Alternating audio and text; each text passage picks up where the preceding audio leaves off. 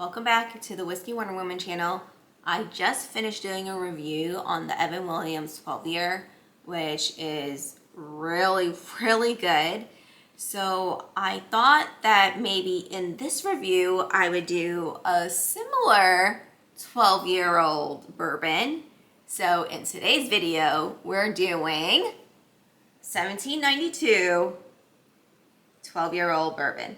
I bought this at secondary pricing because it is impossible to find these bottles. I paid $175 for this bottle. You probably think I'm crazy, but I've heard so many good reviews about this 1792 aged at 12 years. The store that I got this bottle at is probably the first time I've ever seen it, so I had to grab it. So yeah, we're gonna do it. We're gonna open the bottle because I don't say bottles. Oh, that's what the bottle looks like. Impeccable bourbon whiskey is the satisfying result of maturing for more than a decade in the finest charred American white oak barrels.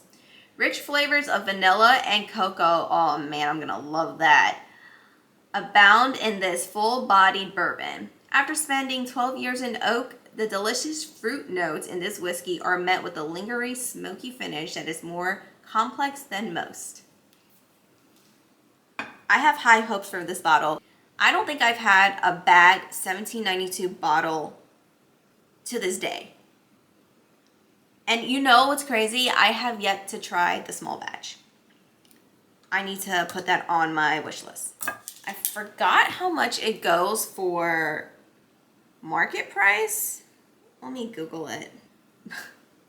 Market price is literally around 50 bucks and I paid $175. Oh well, I don't think it's a loss because I think it's going to be a good bottle.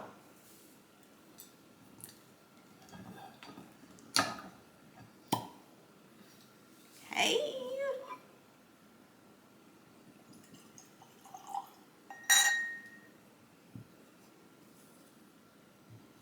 Oh, I could already smell the cocoa. I am so excited. Okay, that is the color at 12 years. It's a little lighter than the Evan Williams, but that's okay. Oh, what proof is this, by the way? 96.6 proof. Oh, for some reason I thought it was going to be higher. Well, that's okay. Hopefully it tastes really good.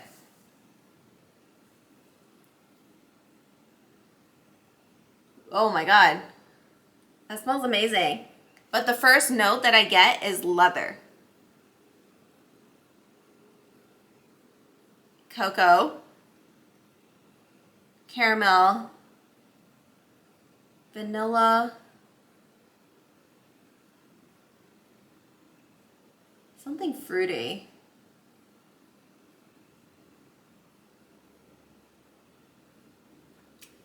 It's not sweet. I want to say that it's a citrus fruit. Weirdly, I want to say that it's lemon, but lemon might be too sweet. Something in between orange and lemon. But smells fantastic. Let's go in for the taste. Cheers.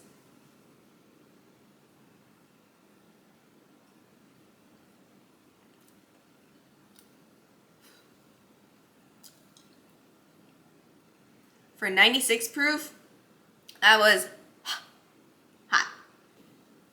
Let me acclimate, because I wasn't expecting it to be spicy. I really wasn't.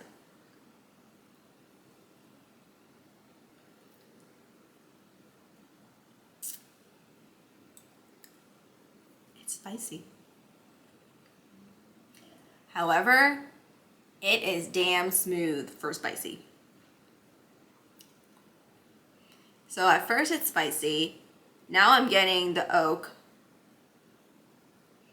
The finish is pretty smooth. I want to say that it's caramel leather, a hint of smokiness, but the smokiness isn't bitter whatsoever.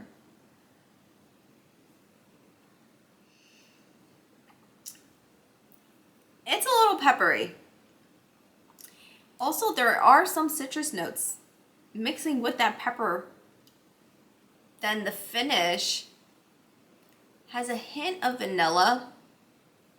The leather and the smokiness is most prominent in the finish, but I will say that it's really smooth and it doesn't bother me at all. It's not a bite. It just kind of lingers, and it's not bad. Because the bottle says cocoa, I am like looking for that cocoa note in the taste. So I'm gonna go in again and really like dive in and see if I can pick that out. Okay. Going in again because I want that chocolate note. I can smell the chocolate, which is amazing. It's almost like creamy milk chocolate. I think the spiciness overpowers the sweetness in the taste, and I think that's why I'm having trouble finding the cocoa note. However, I think it comes towards the end of the taste. Once that spiciness goes away, there is a hint of cocoa, but the cocoa is, I want to say, more on the bitter note. So you know what it reminds me of? That Healthy Crap cocoa nibs. Because it still has that cocoa flavor. However, there is a little bit more bitterness. And then it transitions to the finish of the leather and the smokiness. A little of the caramel and the vanilla. And I mean, I know that I said a whole bunch of flavor notes, but I think that's what 1792 is best at.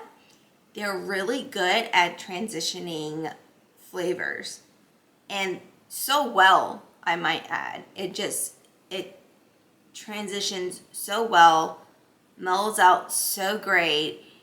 With this finish, it was more on the earthier notes. However, it didn't leave a bad taste in my mouth.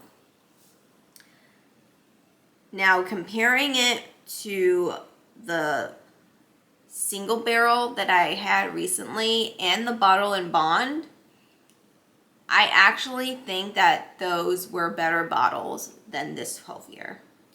And I think it's because the spice in this bottle is kind of overpowering the nice cocoa, vanilla, caramel notes that should be showing up.